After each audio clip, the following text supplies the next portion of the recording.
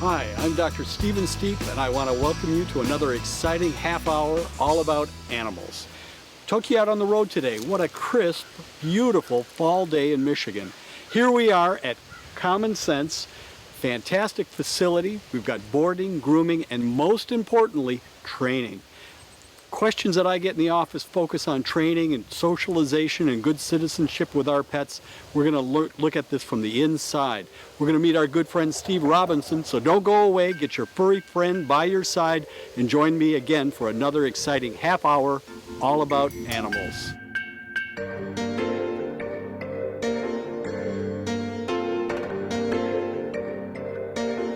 So as promised, here we are in the main office of Common Sense with my good friend Steve Robinson. How are you today? I'm fine. How are you? I'm just great. Wonderful. Thanks for joining us on our program today. Steve, you've got a long and storied history in the community, and a lot of folks know about you, but a lot of them don't. Tell us, how did you get started in animal behavior? Well, it's very interesting. My mother was always an animal lover, and as a child we had dogs, and of course then as you grow up, you become a teenager, you go to school, you kind of get away from that. And I actually started a different career, but I wound up doing dogs as a hobby. And then at some point in my life, I kind of decided that, gee, I really like working with dogs more than what I was doing. And I made a permanent switch. I went back to school, got a degree in animal behavior, and never looked back. Fascinating. This is a beautiful facility. We're anxious to see as much of it as you can show to us. But can you give us a little history about your buildings and what you have here? Yeah, this kennel was actually started by another owner. The house was built in 1972, and then they built the kennel in 1978, and it's actually been added on in pieces. They've upgraded and built different pieces of the facility, and then the training center, which we're going to look at in a little bit, was built in 1994. It actually was built for me to train there, and they leased that portion of the facility to me. And then in 1996, when the prior owners wanted to sell the property and all in the kennel and all of the facilities, my wife and I decided that that was something we wanted to do, so we purchased from them, and again, we've had it ever since. Well, it's fantastic. We're anxious to see it. Can you take us on a tour? Absolutely can. Would love to do that. Okay? Let's go through here. This is the main lobby for the kennel and grooming operations. Okay, and this is Amanda. She's doing some paperwork for us today. Or I should say computer work. I guess that's more appropriate. We have a digital scale here so that we can monitor dogs' weight continuously, make sure that they're not gaining or losing weight. Very important. This is a separate room that we have for cats.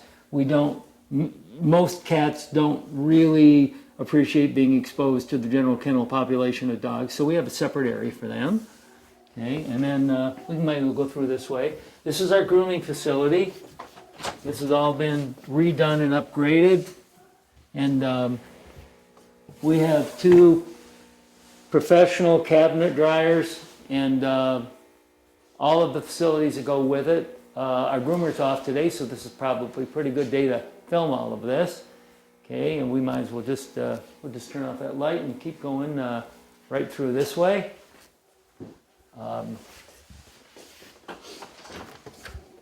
This is our kitchen area. This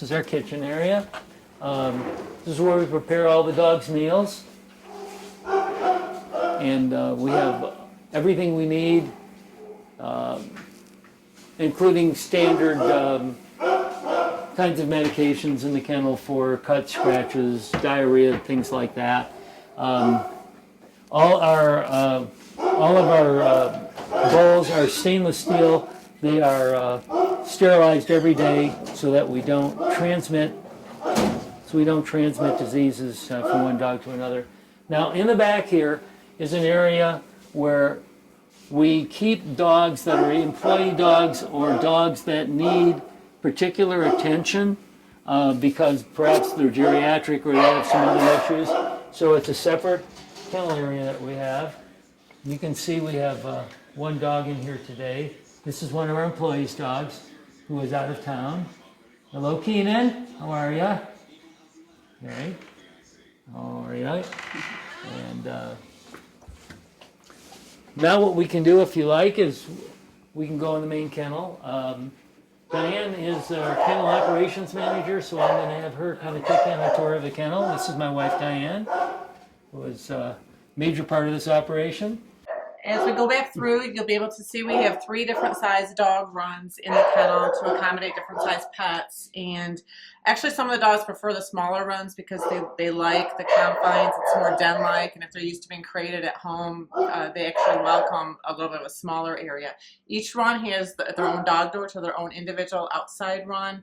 We do not allow any of the dogs to directly mingle with another dog unless they're from the same household, and even then only if the owners okay it. So as we go back, I'll show you the system that we use to open their dog doors to their outside runs.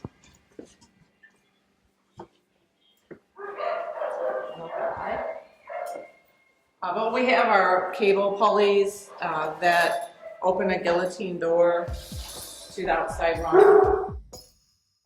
Rather than cement, the dogs are much more amenable to urinating and defecating on that than they are on cement, so we find that works really well.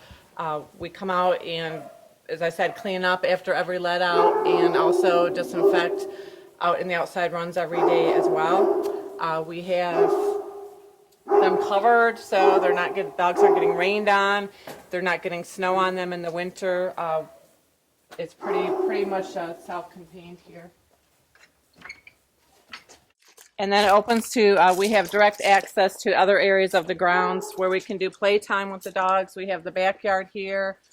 There is another big yard on the side of the building too, so we can have several staff members doing playtime at the same time, and the dogs are still separated by fences.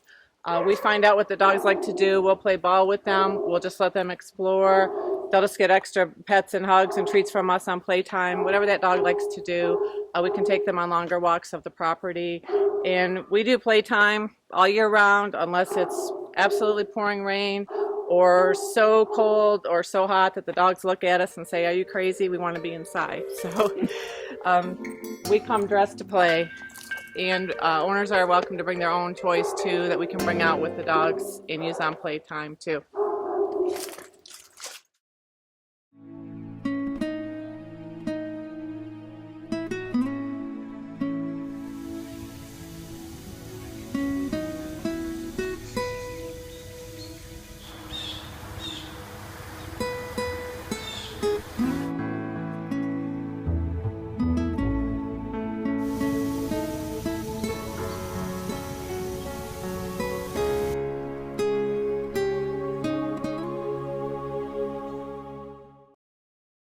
Steve, that's a very, very impressive boarding facility. What I picked up that our viewers cannot appreciate is how clean it is. There are no odors. The dogs may be loud, but those are the dogs that we have here now. You've done a wonderful job here. I think people would be very confident and comfortable leaving their pets with you. Well, thank you very much. We hope that's the case as well. But here we are. This is what it's all about. This is why we're here. This is your big room. I'd like you to tell us where we are and what this room represents. This is our training facility. This was built in 1994. It's a 3,200 square foot indoor facility. It's radiant heated. It's cooled. We have a cement floor, which we did purposely because we can sanitize it every week. We also have access to outside areas for training. We think that all training should be done both indoors and outdoors, because that's outdoors is where the pets are more likely to be distracted and where they really need the work. So we try to integrate outdoor work into all our programs. Steve, it's a tough decision to expand your family, and people bring pets into the family, dogs, and so often it's an emotional decision. It used to be you were in the pet store and there was this little dog in the window. Now, you might be at the zoo, you might be out with a friend and there's kittens in the parking lot or puppies. You'll see something, the kids say, "I want a dog." So much goes into selecting a pet. Can you share your insight and knowledge on that subject with us? Yeah, I would love to do that. The first thing that's important to understand is that a dog is a much bigger commitment to a family than, let's say, a cat. So if the family is one that has a very, very busy schedule, doesn't have time to commit to exercise and attention, a cat may actually be a better pet than a dog. However, there's, in my opinion, of course, there's nothing like having a dog as part of a family. And then once you make that decision, then you have decisions about, do I want a puppy? Do I want an older dog? Where do I go find the dog? So perhaps we should talk about that a little bit. I agree. So the idea is picking out a breed. I mean, I love great big dogs. And I thought I was always a big dog person until I got a small dog. And you really need to see a cross-section. We have misconceptions. How do you pick out a breed? Well, I think it's really important that you pick a breed that matches your lifestyle. If you read the standards, every breed says these dogs are great family dogs, they're great with kids, they're great with children, they're low maintenance, and none of that is probably accurate. The best thing to do would be to talk to a person who has a lot of experience working with dogs, either an animal behaviorist, a trainer, a veterinarian, before you go ahead and make that choice. Now, many people, instead of making that specific choice, decide that they want a rescue dog. With a mixed breed dog, you probably can get an idea a little bit about the size of the dog, but you may have a little more difficulty determining, particularly if it's a puppy, what the temperament of that dog is going to be as it gets to be an adult. On the other hand, the same thing would be true of purebred dogs, because if you take a litter of purebred puppies, you're going to get everything from soup to nuts in one litter.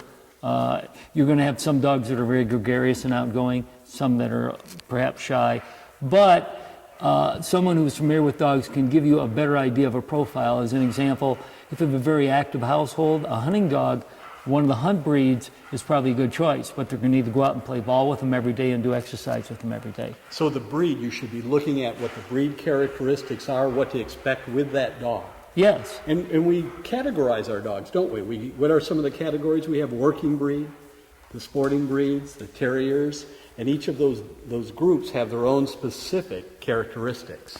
They do, and some are more maintenance than others, and some require a more experienced dog owner than others. As an example, if you wanted an Akita as a pet, I would not recommend that. And again, they have pluses and minuses like every other breed, but I wouldn't recommend that to an inexperienced dog owner.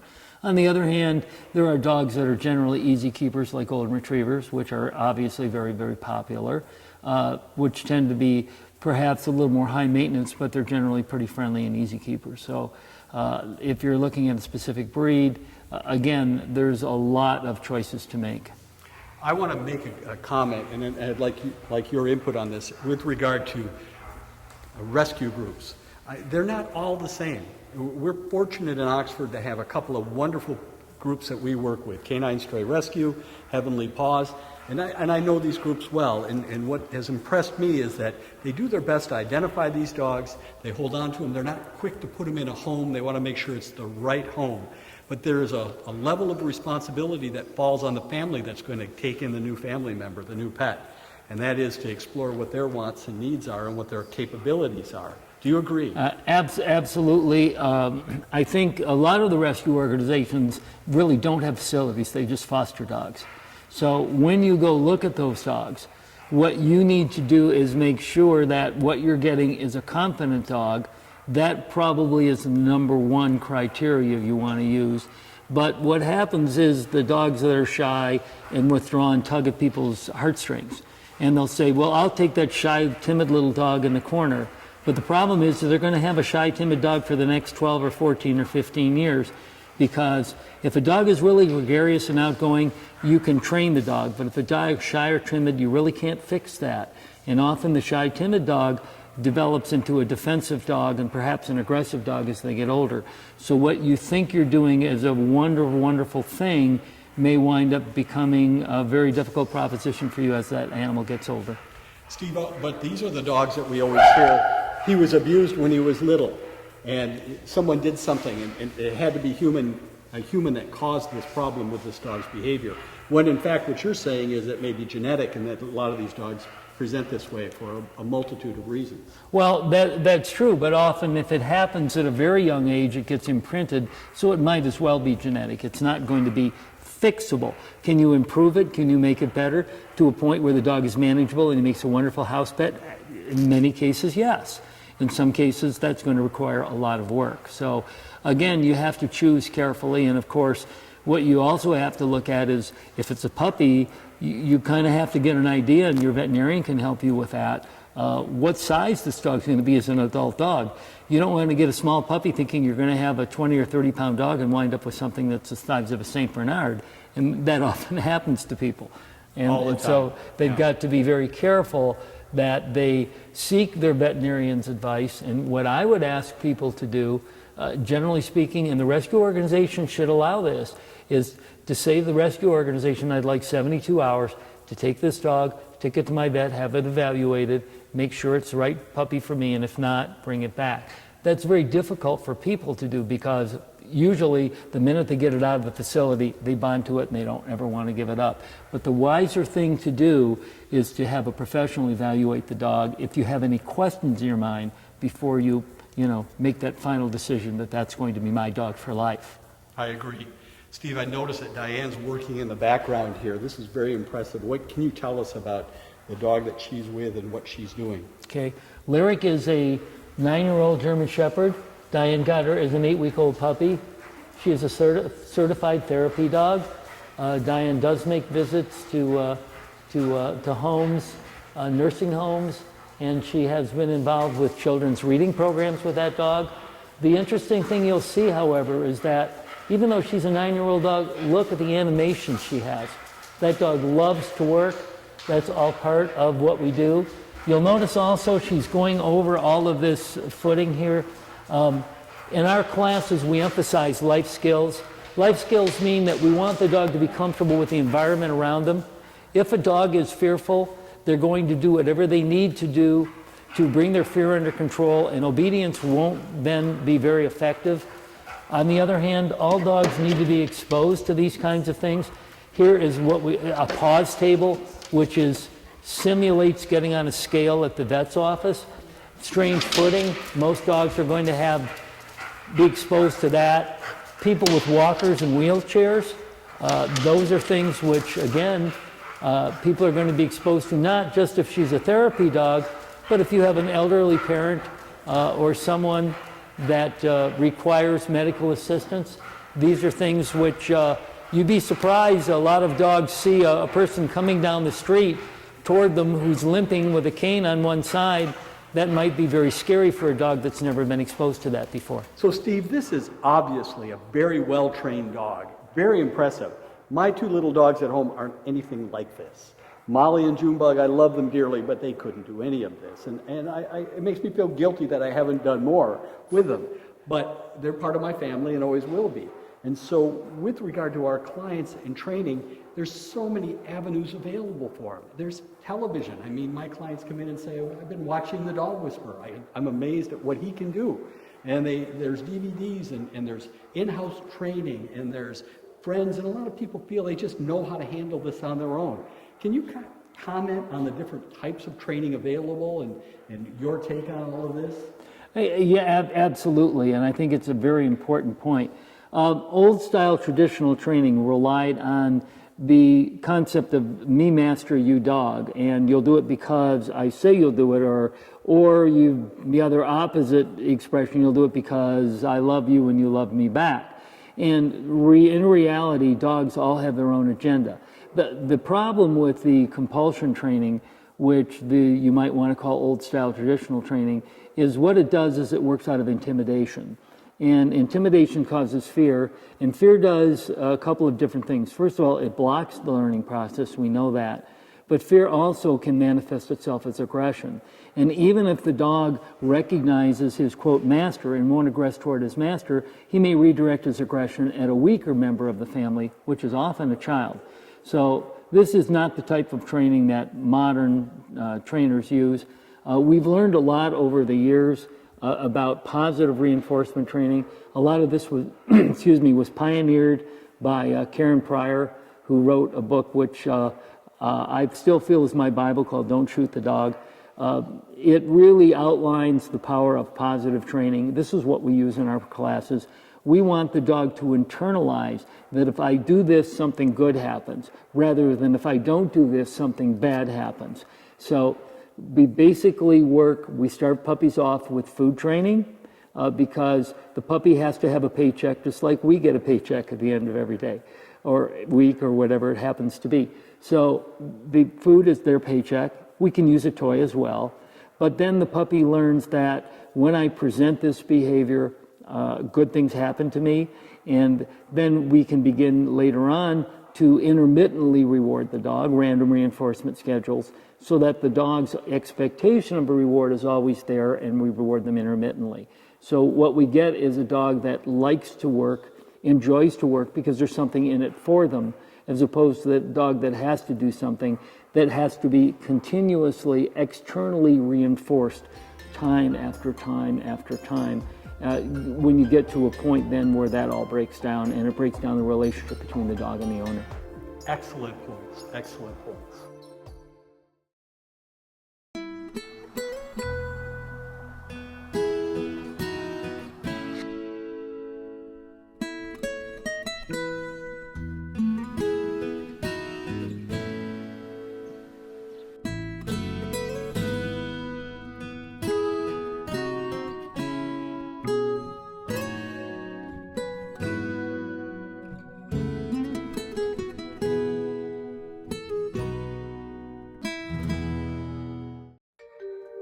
Steve, you've given us some very good advice about selecting puppies and important criteria. But when that new puppy comes home, it's like a new baby, and you're on your own. Are you going to be there? No, I'm not going to be there.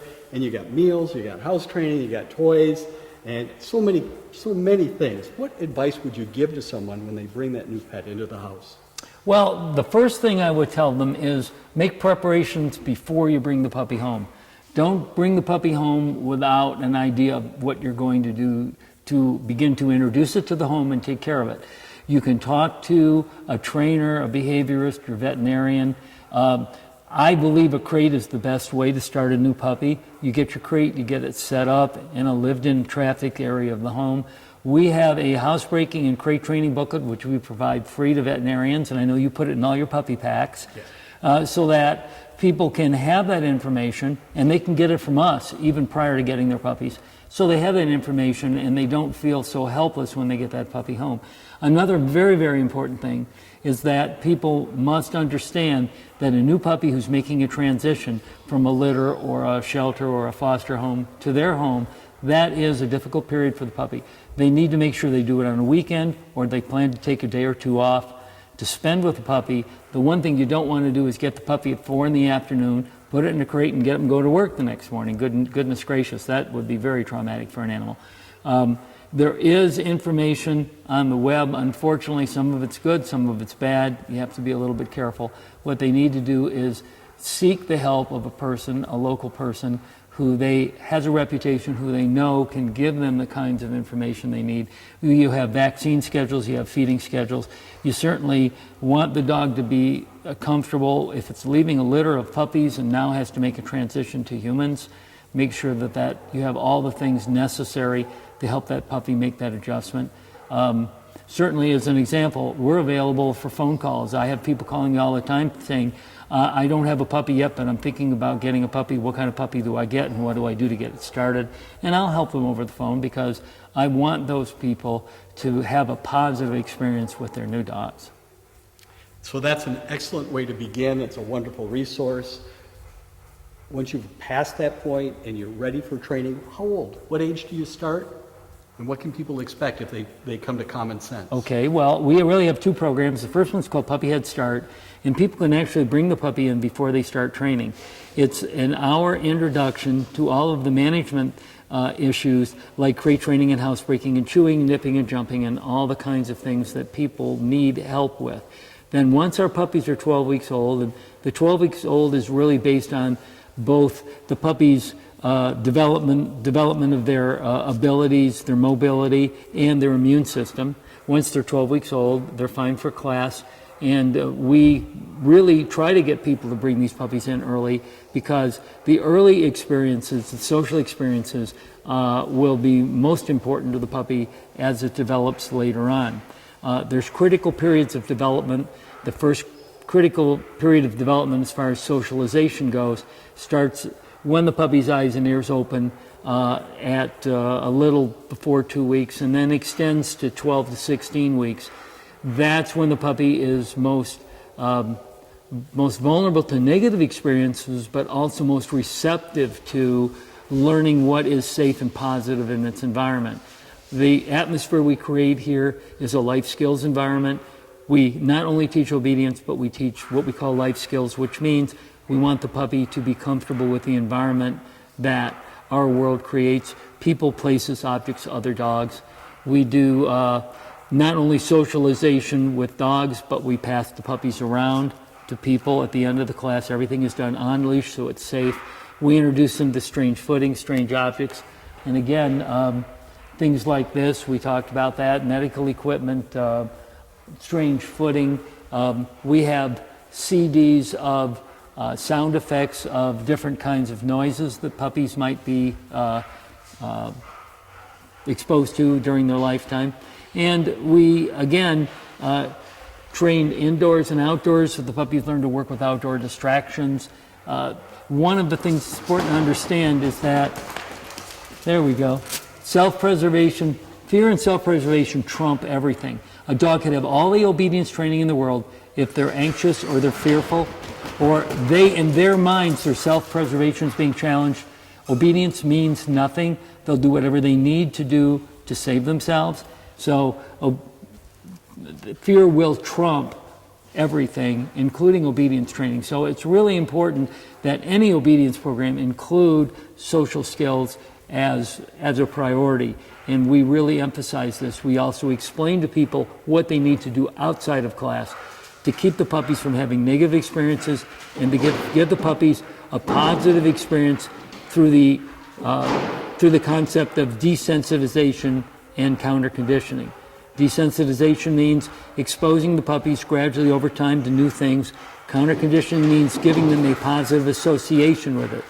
As an example, this agility tunnel, which you see here, the hardest part for the puppy would be when it was closed up completely, and we do this at the end of the period, and then we get them to go through it and then gradually lengthen it out, but every time they go through it, there's a treat waiting at the other end.